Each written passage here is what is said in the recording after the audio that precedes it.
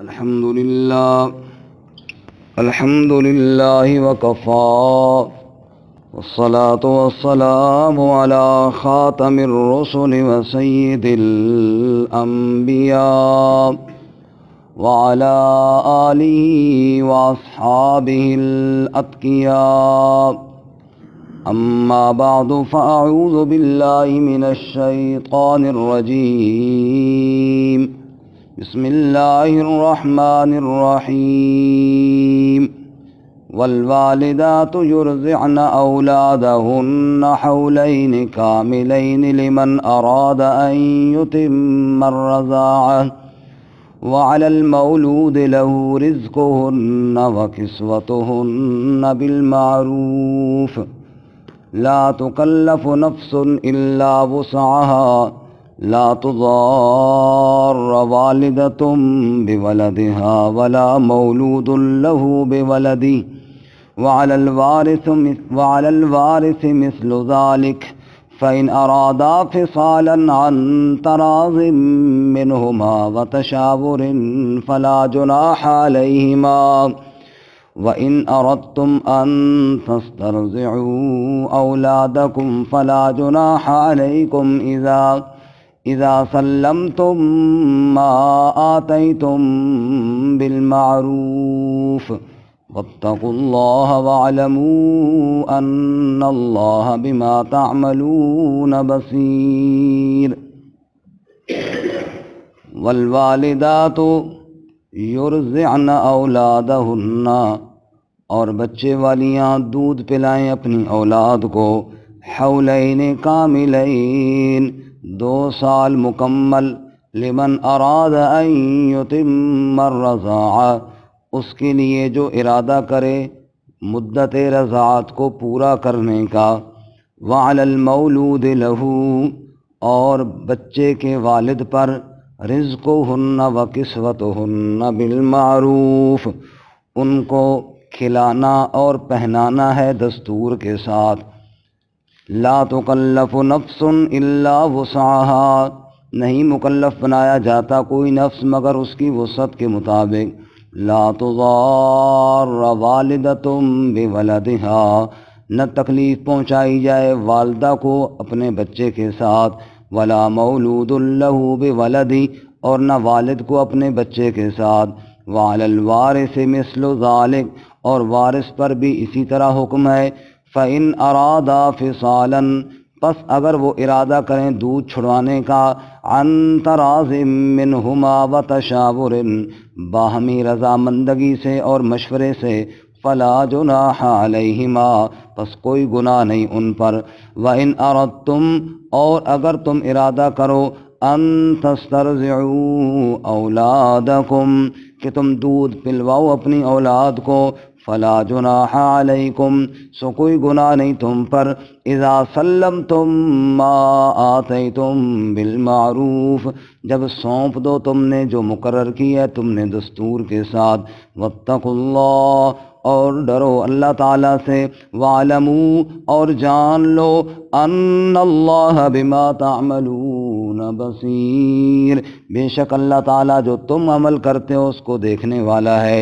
سبحان ربک رب العزت عما یصفون وسلام علی المرسلین والحمد للہ رب العالمین.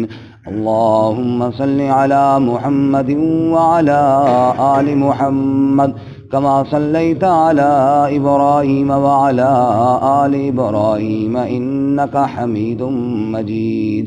اللهم بارك على محمد وعلى آل محمد كما باركت على إبراهيم وعلى آل إبراهيم إنك حميد مجيد.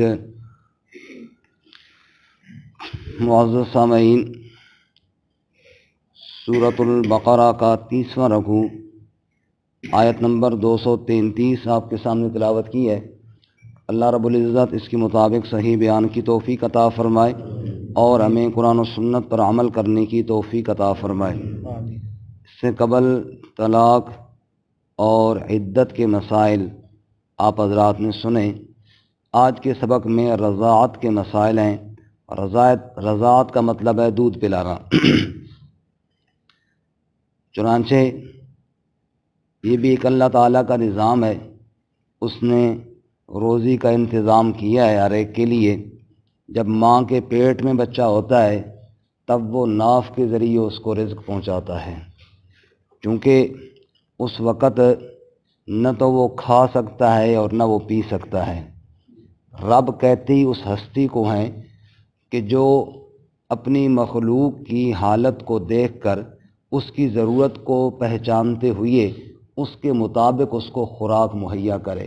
سبحان اللہ۔ انشاء الشیء حالا فحالا الی حد التمام، اس کی ضرورت اور اس کی حاجت کے مطابق خوراک مہیا کرتے کرتے اس کو حد تمام اور حد کمال تک پہنچانے والے کو رب کہتے ہیں۔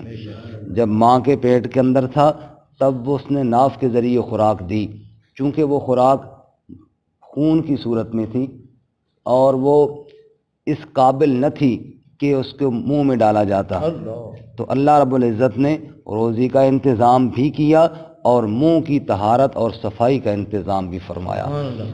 اور جب ماں کے پیٹ سے باہر آیا اب وہ راستہ تو گیا کٹ، اللہ رب العزت نے ماں کی چھاتی پر خوراک کے 2 راستے جاری فرمائے اور والدات کو حکم دیا، بچے کی ماؤں کو حکم دیا، والوالدات یرضعن اولادہن حولین کاملین، کہ بچے والیاں اپنی اولاد کو پورے 2 سال تک دودھ پلائیں۔ کیوں کہ 2 سال میں وہ اس قابل ہو جائے گا کہ اب جناب کوئی چیز کھا سکے، اب اس کے دانت پیدا ہو جائیں گے، پھر وہ روٹی کھائے گا، پھر وہ پھل کھائے گا، پھر وہ دیگر چیزیں کھانے کے قابل ہو جائے گا۔ جب تک وہ کھانے کے قابل نہیں ہوا تب تک اللہ تعالیٰ نے اس کو دودھ والی خوراک عطا فرمائی ہے۔ تو اس کو کہتے ہیں رب، کہ ضرورت کے مطابق اور حاجت کو پہچانتے ہوئے اپنے بندے کی ضرورتوں کو پورا کرے۔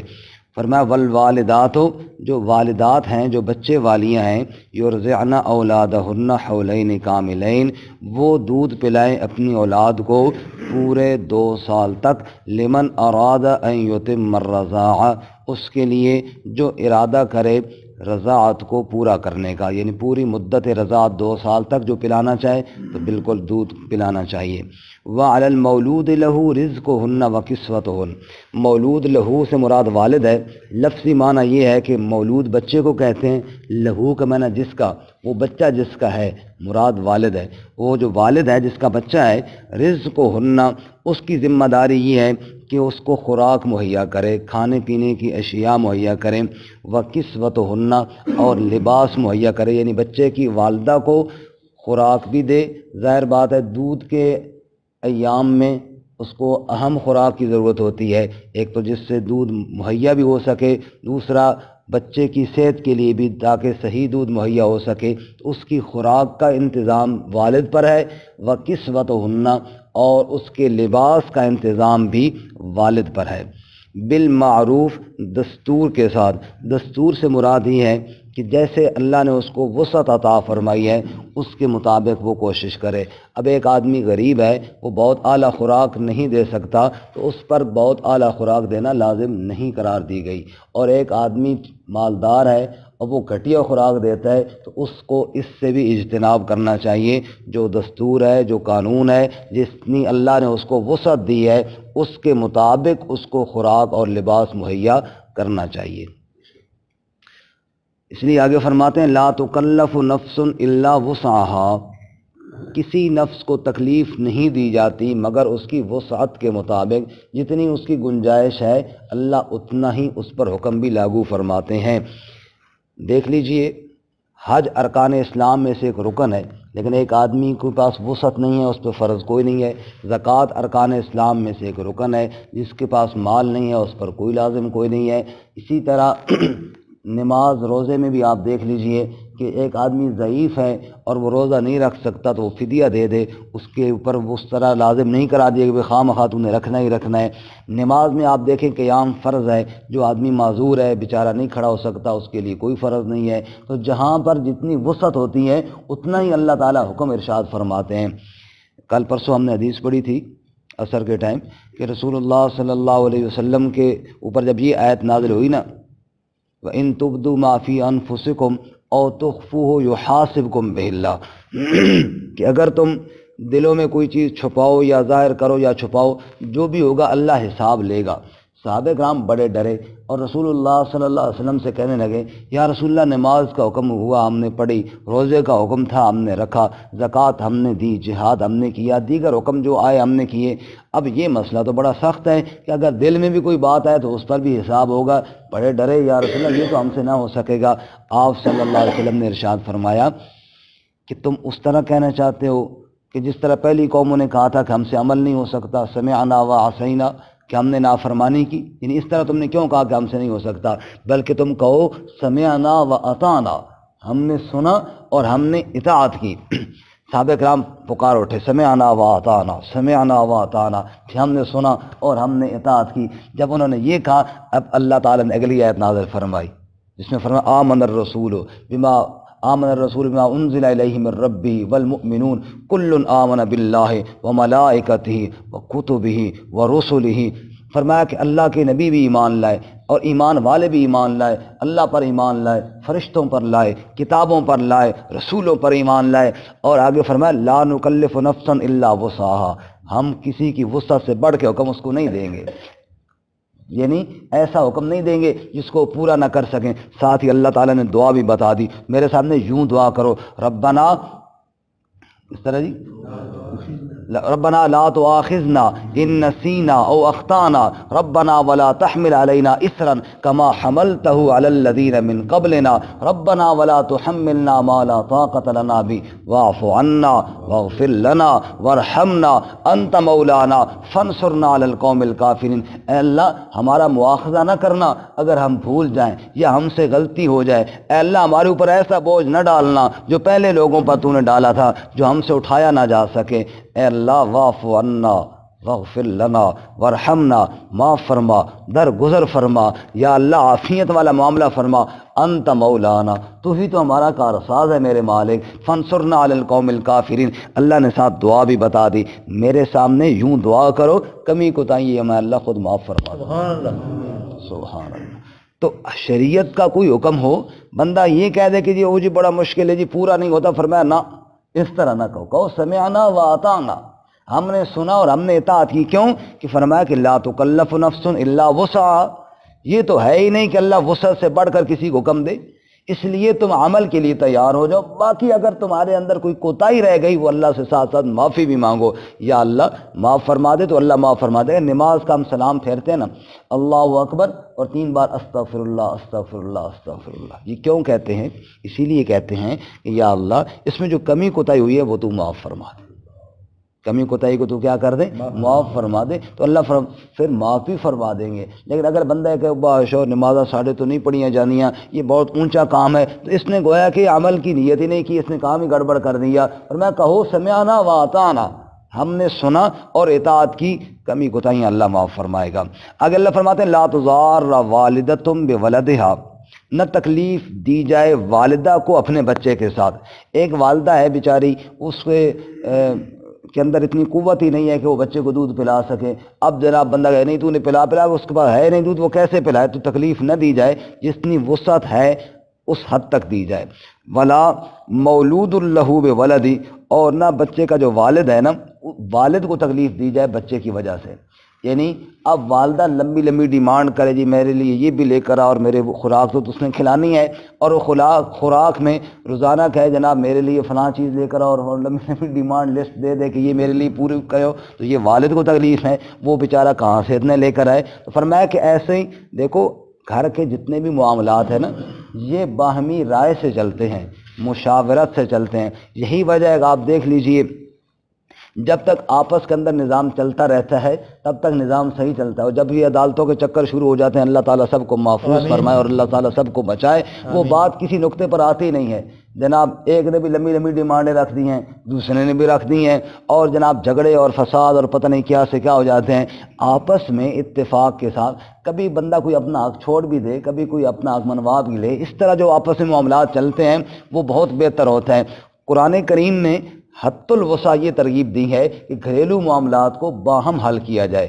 اب نے پڑھا نہیں ہے پہلے کل پرسوں 2-4 دنوں سے ہم پڑھ رہے ہیں مسلسل کہ آپس میں میاں بیوی مشاورت سے طے کریں. اسی طرح پھر اگر بات تھوڑی اور بڑھ جائے برادری کے چلو قریبی رشتہ داروں میں سے 2 بندے ہو جائیں وہ حل کرے. باہر زیادہ جتنا جائے گا معاملہ اتنا ہی بگڑے گا, اتنا ہی زیادہ اس کے اندر فساد پیدا ہوگا. جتنا ہی باہمی مشاورت سے طے ہوگا وہی درست ہے. اس میں فرمایا کہ بس کوشش یہ ہو جائے نہ ماں کو تکلیف دی جائے اور نہ باپ کو تکلیف دی جائے. وعلی الوارث مثل ذالک. اب ایک بچہ تو پیدا ہوا لیکن باپ اس کا فوت ہو گیا ہے تو جو دیگر ورثاء ہیں نا بڑے, ان پر اسی طرح حکم ہے. وعلی الوارث مثل ذالک. وارث پر بھی اسی طرح لازم ہے کہ بچے کی والدہ کو خوراک مہیا کریں, اس کو لباس مہیا کریں اور اس کا خیال کریں. فَإِنْ أَرَادَ فِصَالًا.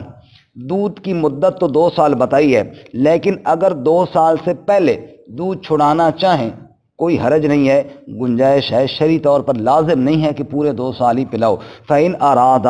پس اگر ارادہ کریں وہ دونوں میاں بیوی, یہ تثنیہ کا صیغہ ہے, فِصَالًا دودھ چھڑوانے کا, عَنْ تَرَاضٍ مِّنْهُمَا آپس کی رضامندگی سے, وَتَشَاوُرٍ اور آپس کے مشورے سے. دیکھو جی دونوں کا ذکر ہے, میاں بیوی دونوں چھڑوانا چاہیں اور دونوں کی رضامندگی ہو اور دونوں کا مشورہ بھی شامل ہو. میں نے جو پہلے بات عرض کی کہ شریعت یہ کہتی ہے کہ باہمی مشورے سے معاملات کو طے کیا جائے. اب خواہ مخواہ ہر حکم تھوپنا اور ہر حکم لاگو کرنا, اس سے نفرتیں پیدا ہوتی ہیں, اور جب نفرتیں پیدا ہوتی ہیں تو پھر گھریلو معاملات میں الجھنیں پیدا ہوتی ہیں اور جھگڑے اور فسادات تک نوبت آ جاتی ہے.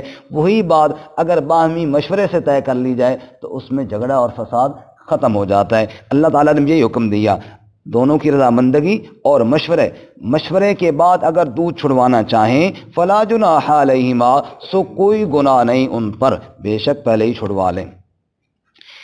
تو گویا کہ مدت رضاعت 2 سال, اور اس میں یہ دھیان کیا جائے کہ عورت کی خوراک اور لباس کا اہتمام کیا جائے اور اس سلسلے میں تکلیف نہ دی جائے, نہ والدہ کو زیادہ اس کی وسعت سے نہ والد کو, اور اگر 2 سال سے پہلے چھڑوانا چاہیں تو بھی کوئی گناہ نہیں ہے.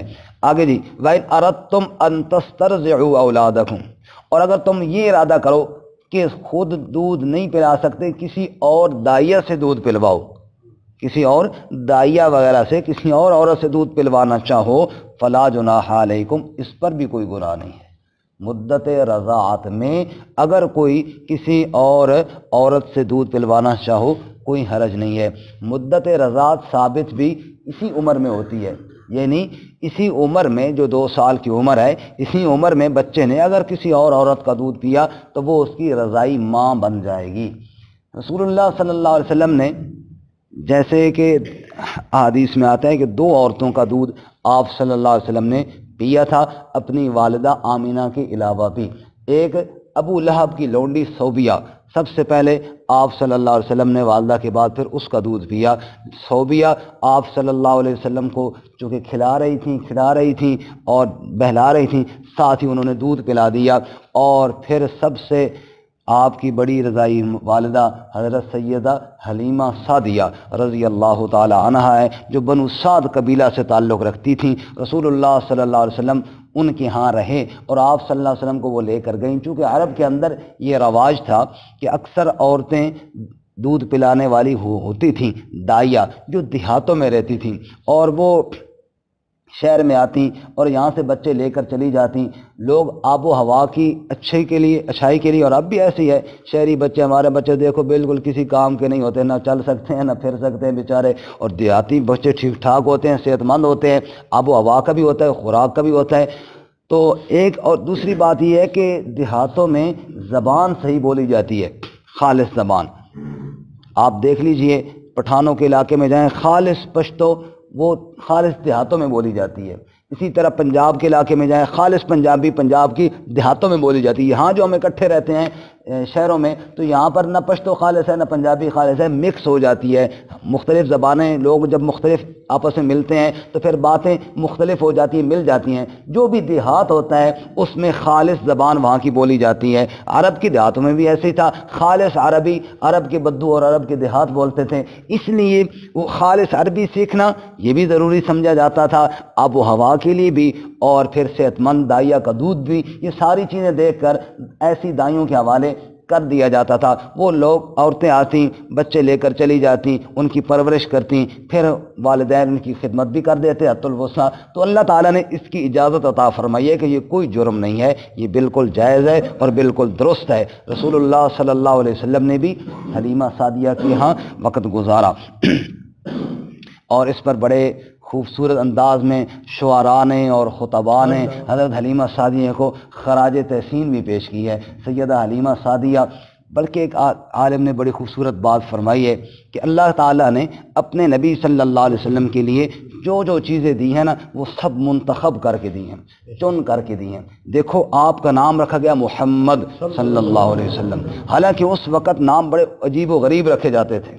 عبد العزیٰ، عزیٰ کا بندہ، اور جناب پتہ نہیں عبد المناف، اور پتہ نہیں کیسے کیسے نام رکھے جاتے تھے۔ اس دور میں آپ کا نام رکھا گیا محمد صلی اللہ علیہ وسلم، کہ اس وقت سے لے کر آج تک اتنا خوبصورت نام اور ہے ہی کوئی نہیں۔ محمد الذی یحمد مرۃ بعد مرہ، محمد تو اس کو کہتے ہیں جس کی تعریف بار بار کی جائے، بار بار کی جائے۔ کتنا پیارا نام رکھا گیا، اور آپ کے والد کا نام بھی اللہ کی طرف سے منتخب تھا۔ جب عبد العزیٰ نام رکھے جاتے تھے اس دور میں آپ کے والد کا نام عبداللہ رکھا گیا۔ عبداللہ کا معنی اللہ کا بندہ، جو اللہ کا سب سے محبوب نام ہے، اللہ کو پسند ہے، وہ نام آپ کے والد کا رکھا گیا۔ آپ کی والدہ کا نام بھی منتخب شدہ ہے، آمنہ، امن والی، اور آپ نے جس کا دودھ پیا اس کا نام بھی حلیمہ، حلم والی۔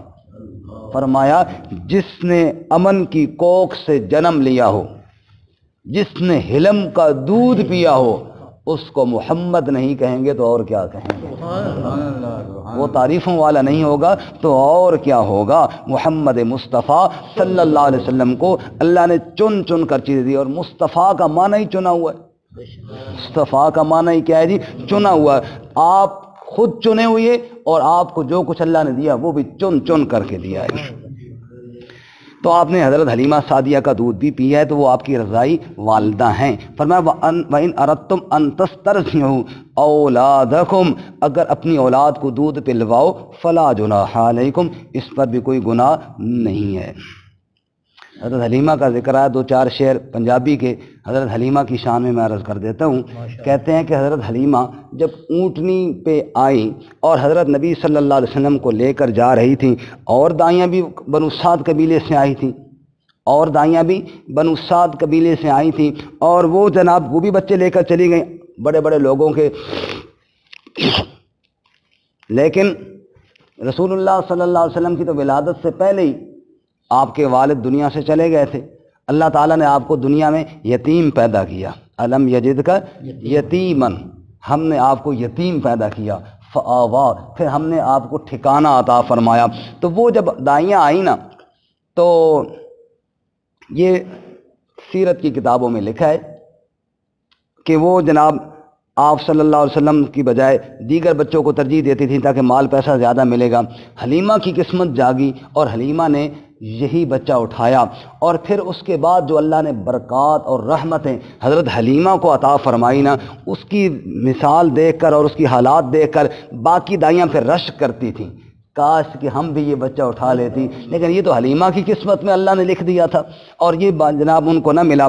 تو شاعر کہتا ہے پنجابی والا کہ جب حلیمہ اس معصوم کو لے کر ڈاچی اور اونٹنی پر بیٹھی، اور ڈاچی بڑی تیز رفتاری کے ساتھ، جو پہلے کمزور تھی وہ بڑی برق رفتاری کے ساتھ چل رہی تھی، تو شاعر کہتا ہے پھر دائیاں پوچھنے لگیں حلیمہ سے کہ اے حلیمہ یہ بتا یہ کون سی چیز ہے جو تو لے کر جا رہی ہے؟ اور شاعر کہتا ہے پھر انہوں نے یوں کہا کہ چند آمنہ دا ڈاچی تے بٹھائی جانی ہے، اپنی ستی تقدیر تو جگائی جانی ہے، ایک دس نہیں حلیمہ ایک کیڑی چیز ہے جیڑی ساتھوں تو لکائی جانی ہے، چند آمنہ دا ڈاچی تے بٹھائی جانی ہے، کیوں اتنی تیز تو ڈاچی نو دوڑائی جانی ہے، کیڑی دنیا دی شے ہے جو ساتھوں تو لکائی جانی ہے۔ حلیمہ کہندی ہے بے مثالاں وچوں مینوں بے مثال لبیا، مینوں آمنہ دی گودی وچوں لال لبیا۔ بے مثالاں وچوں مینوں بے مثال لبیا، مینوں آمنہ دی گودی وچوں ایک لال لبیا۔ جزاک اللہ. تسا کیتا نا پسند غریب جان کے، میں تے چن لیا دلاں دا طبیب جان کے. تسا کیتا نا پسند غریب جان کے، میں تے چن لیا ہے دلاں دا طبیب جان کے. سونے عربی نو دل نال لائی جانی ہے، اے کیڑی چیز ہے جڑی ساتھوں تو لکائی جانی ہے؟ چن آمنہ دا ڈاچی تے بٹھائی جانی ہے. اور ایک اور شاعر پھر یوں کہتا ہے، حلیمہ میں تیرے مقدراں تو صدقے، تو مدنی دا جھولا جھلیندی بھی ہو سے، اور نہا کے سلا کے تے تھوڑی ہلا کے سونے نو تو ہسیندی بھی ہو سی. تو انگلی پھڑا کے وہڑے دے اندر رب دے محبوب نو ٹریندی بھی ہو سے. کیا خوبصورت اللہ نے تیرے یہ انعام عطا فرمایا کہ اپنا محبوب اللہ نے تیرے حوالے کر دیا ہے صلی اللہ علیہ وسلم. تو بہرکیف آپ کی رضائی والدہ حضرت سیدہ حلیمہ سعدیہ رضی اللہ تعالی عنہ، جنہوں نے آپ کو دودھ پلایا، جنہوں نے آپ کو جناب بولنا سکھایا، جنہوں نے آپ کی انگلی پکڑ کے آپ کو چلنا سکھایا، اور آپ کے ساتھ اور آپ کبھی کبھی ملنے پھر آتے بھی تھے. اور یہی وجہ تھی کہ آپ صلی اللہ علیہ وسلم جب آخری مرتبہ وہاں سے آ رہے تھے تو ایمن حضرت آمنہ کے ساتھ تھیں. رسول اللہ صلی اللہ علیہ وسلم کو جب لے کے آ رہے تھے نا آپ کی والدہ حضرت آمنہ رضی اللہ تعالیٰ عنہ، پھر وہ اپنے ننہال ملانے کے لیے گئیں. راستے میں آمنہ تو دنیا سے چل بسیں اور ایمن پھر آپ کو واپس لے کر مکہ مکرمہ آئی تھیں. تو بہرکیف بھی ایک رشتے ہیں، دودھ کے رشتے، جو نسب کے رشتے ہیں وہ بھی بڑے معذب ہیں، جو دودھ کے رشتے ہیں یہ بھی بڑے معذب ہیں. جب رسول اللہ صلی اللہ علیہ وسلم نے فتح مکہ کے بعد جہاد فرمایا تو وہاں بنو سعد کے لوگ گرفتار ہوئے، تو آپ کی رضائی بہن شیمہ وہ آپ صلی اللہ علیہ وسلم کے پاس آئیں. آپ اپنے خیمے میں تشریف فرمائیں. لوگوں نے کہا جی ایک عورت آئی ہے اور وہ کہتی ہے میں نے محمد صلی اللہ علیہ وسلم سے ملنا ہے، اور محمد صلی اللہ علیہ وسلم میرے بھائی ہیں. آپ صلی اللہ علیہ وسلم نے کہا اس کو بھیجو میرے پاس. وہ آئی اور اس نے کہا محمد بھائی مجھے پہچانا میں کون ہوں؟ آپ نے فرمایا تم کون ہو؟ اس نے کہا میں شیمہ ہوں نا، حلیمہ کی بیٹی ہوں نا. آپ صلی اللہ علیہ وسلم نے چادر بچھائی اور کہا میری بہن ادھر بیٹھ جاؤ. اس نے کہا محمد صلی اللہ علیہ وسلم یہ ہمارے قبیلے کے لوگوں کو آپ نے گرفتار کر لیا ہے.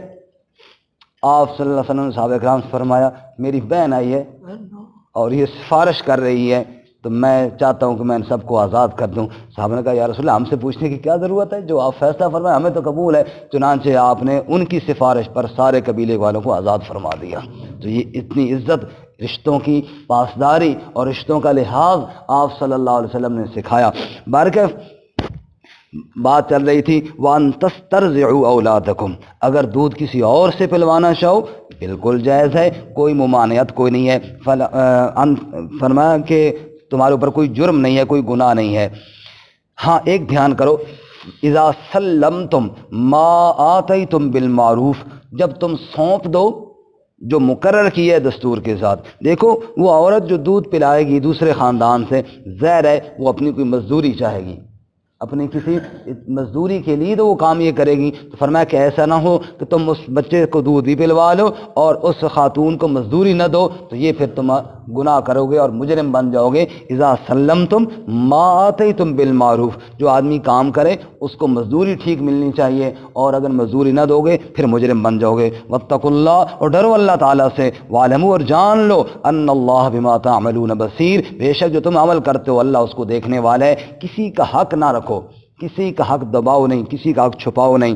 بس ایک بات سنا کے سیرت کی کتابوں میں لکھا ہے کہ حضرت سیدہ حلیمہ سعدیہ رضی اللہ تعالی عنہ فرماتی ہیں کہ میرے بیٹے محمد صلی اللہ علیہ وسلم جب میرے پاس آئے، میں ان کو جب دودھ پلایا کرتی تھی تو میں نے چونکہ اپنا بیٹا بھی تھا اس کو بھی دودھ پلانا تھا، تو میں نے ایک سائیڈ بیٹے محمد صلی اللہ علیہ وسلم کے لیے رکھی اور دوسری سائیڈ اپنے دوسرے بیٹے کے لیے رکھی ہے.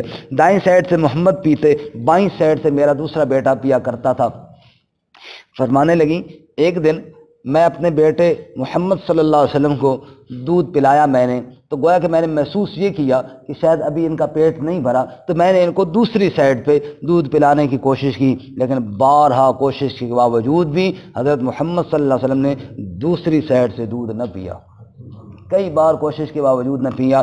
گویا کہ زبان حال کے ساتھ یہ کہا ہوگا اماں جی میں نے کل ہی تو اپنے امت کو یہ درس دینا ہے کہ بھائیوں کا حق نہیں کھانا، دوسروں کا حق نہیں کھانا۔ تو آج میں دوسرے کا حصہ کیسے پی سکتا ہوں؟ فرمایا کہ بچپن ہی سے آپ صلی اللہ علیہ وسلم نے یہ گویا کہ عملاً ثابت کر دیا کہ دوسرے کا حق کھانے کی اجازت نہیں ہے۔ واتقوا اللہ، ڈرو اللہ تعالیٰ سے، وَاعْلَمُوا أَنَّ اللَّهَ بِمَا تَعْمَلُونَ بَصِيرٌ۔ اللہ تعالیٰ ہمیں بھی قرآن و سنت پہ عمل کی توفیق عطا فرمائے۔ ترجمہ دوبارہ سنیں۔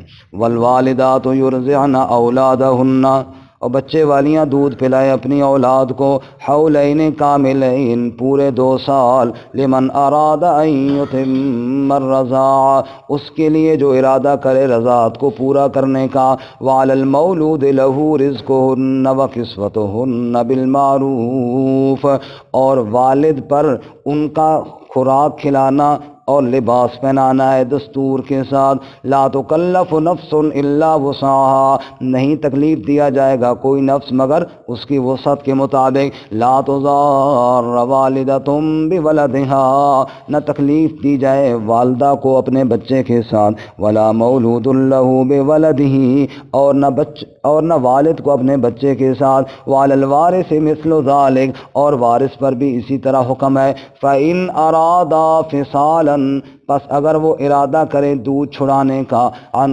تراض منہما وتشاور، باہمی رضامندگی اور مشورے سے، فلا جناح علیہما، سو کوئی گناہ نہیں ان پر۔ وإن أردتم أن تسترضعوا أولادكم، اور اگر تم ارادہ کرو کہ تم دودھ پلواؤ اپنی اولاد کو، فلا جناح علیکم، سو کوئی گناہ نہیں اس پر بھی۔